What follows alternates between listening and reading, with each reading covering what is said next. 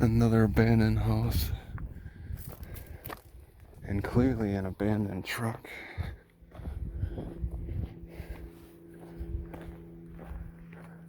Oh my god. Alright. This one too. This one over here, well, that one looks in okay shape. That one looks abandoned. There's just so much abandonment in this town.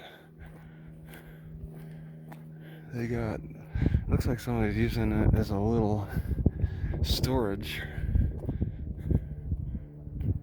Wow.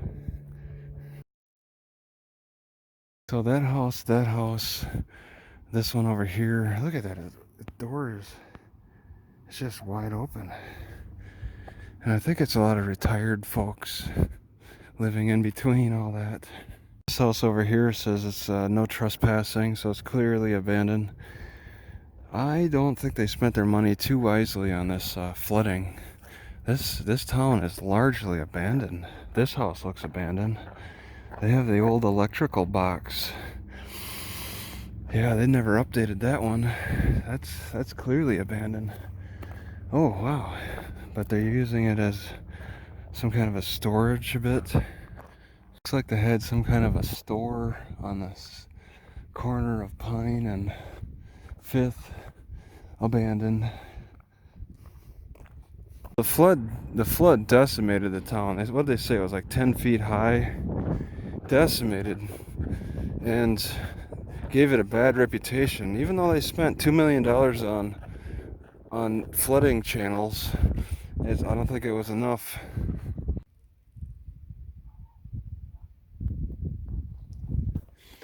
Alright, so it's some kind of a history park.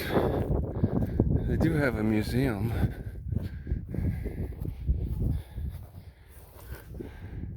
Okay.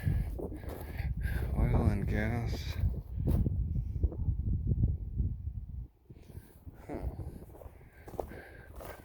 A history park. Oh yeah.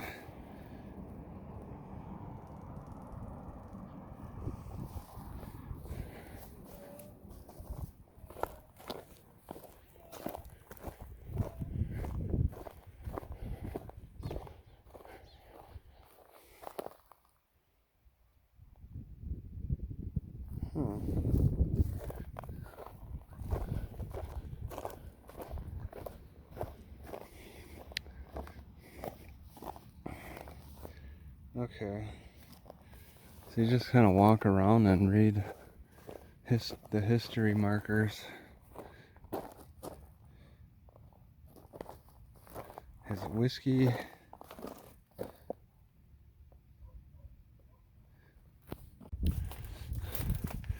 Alright, so near this flood park, I looked over and I saw that you can...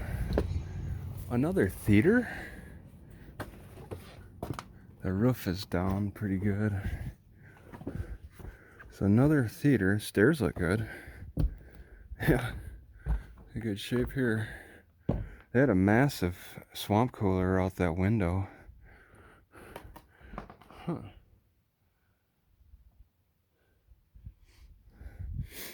And yeah, stage curtains of some kind.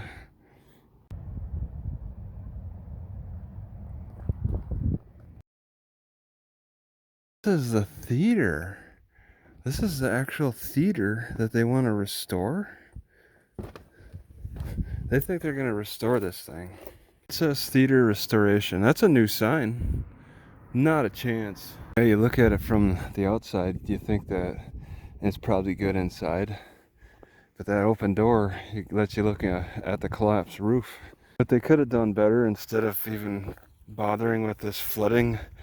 This flood channel, all these $2 million flood channels, is make a swimming pool for the fraction of that price and teach every kid how to swim.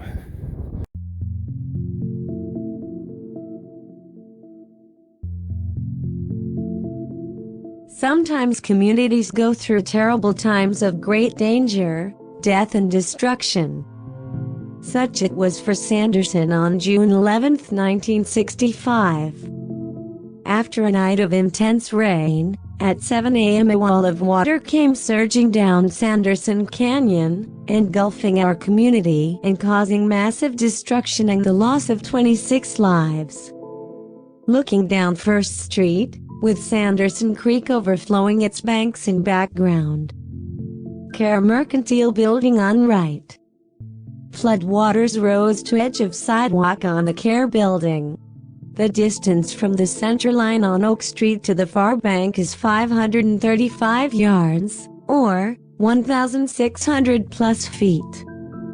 The force of the water washed away railroad and highway bridges and twisted heavy steel rails into unimaginable wads of metal. Frame homes washed down the creek or smashed on the highway bridge, and adobe homes melted and collapsed under the helpless victims who had gone aloft to escape the flood waters. To make matters even worse, the flood waters roared through the Santa Rita and Cedar Grove cemeteries, destroying grave sites, disinterring caskets and bodies, and washing away markers. The town was devastated and the scene was horrific. Makeshift morgues were set up to handle remains, and a massive relief effort was beginning in Sanderson itself and spreading throughout West Texas and more distant points. Rescue workers and recovery teams began to pore over the wreckage, and plans were made and put into operation. Rescue workers and recovery teams began to pore over the wreckage, and plans were made and put into operation to take care of those who survived and had lost everything. Gradually, order and a sense of purpose replaced the chaos of those first few hours, and progress began to be made to restore the community. Though it was understood that things could never be the same. There was far too much death and destruction for this small, idyllic community to return to its days of innocence before the tragedy. And even today, the horrors that occurred decades ago are still fresh in the minds of those who witnessed and experienced the fateful events. Even folks who were small children at the time have their own stories to tell of that terrible June morning and the weeks that followed. But the community, at least on the surface, recovered and life returned to normal. Today, most evidence of the flood of 1965 is gone. Homes and businesses were demolished or rebuilt as necessitated by the degree of damage. Families grieved and learned to deal with the loss of loved ones. The quiet, country lifestyle of old Sanderson returned and life moved on. But we did learn lessons and make discoveries from the event. Like many families, there is squabbling and discord among brothers and sisters, but when momentous and cataclysmic events occur, the family pulls together. People that formerly were divided by racial and cultural tensions overcame their bias and, seeing only suffering humanity, dealt with the situation to the best of their means and talents. Sanderson discovered that it has a great, quiet cadre of folks who are willing to do whatever is necessary to help their brothers in need. That is a lesson that all people and all communities need to learn.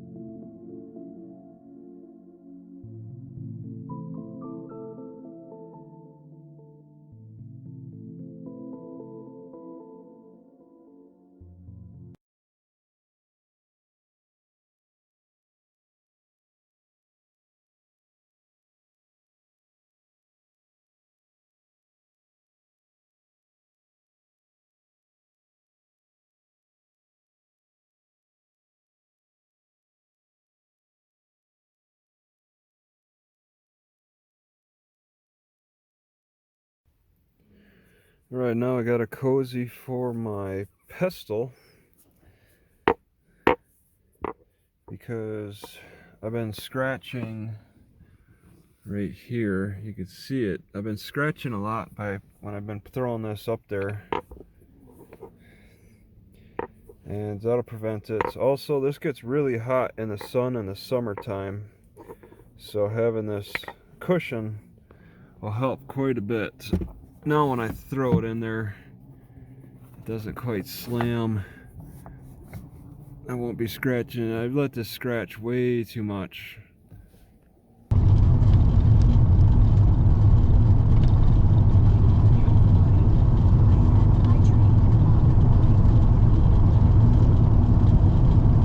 She didn't, the government didn't know museum was, but the government knew Langtry. So it's very small on the map at least. Really dropping 1,300.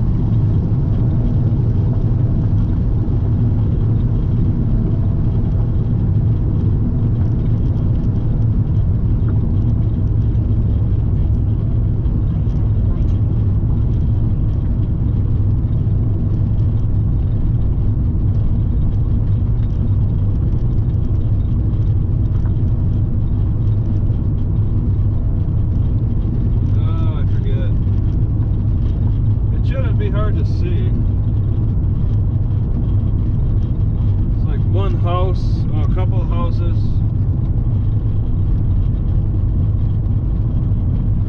Information center of the museum, I think, is up ahead.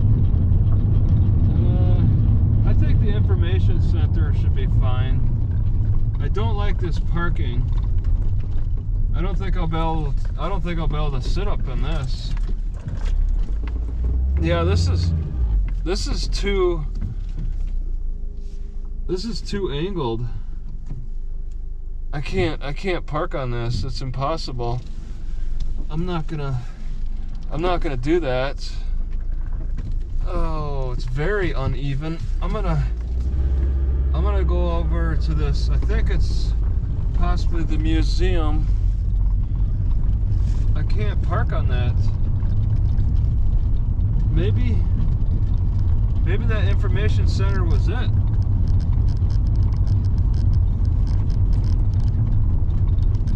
I just need a flat ground to park. There's no way I could park on the side of the road. I wonder how this church is. Oh, it's a non-existent, huh? This is a dead end.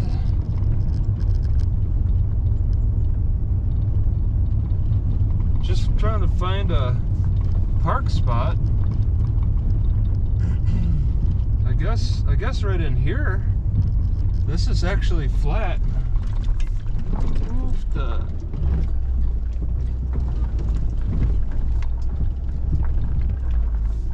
There's somebody pulling out.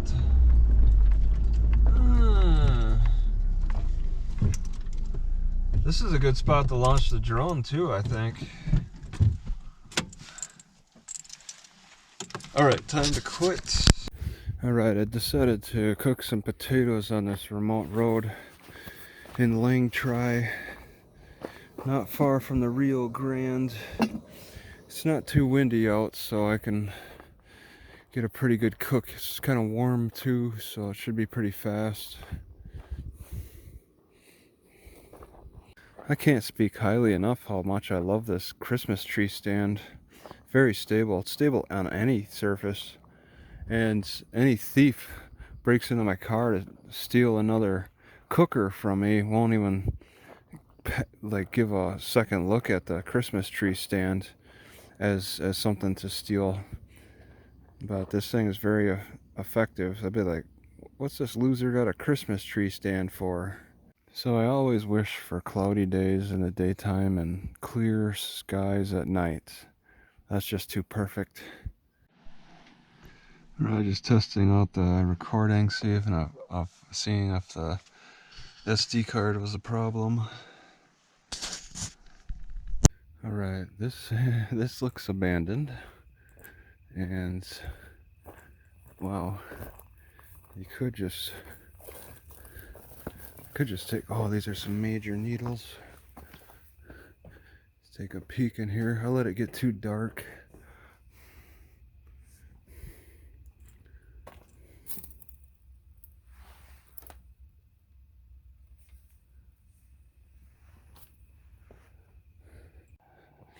So I got dim and bright. Dim and bright. Walking away from the Judge Bean Museum.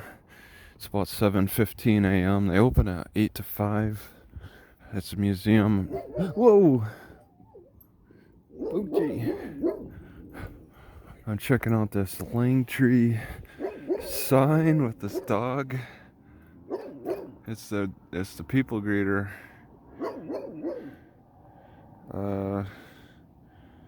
Alright. Tuberculosis. Oh, great. Oh, man. I want to walk down and check out the Rio Grande, but I didn't know how to get a parade of, or a line of dogs to greet me. Alright, stud.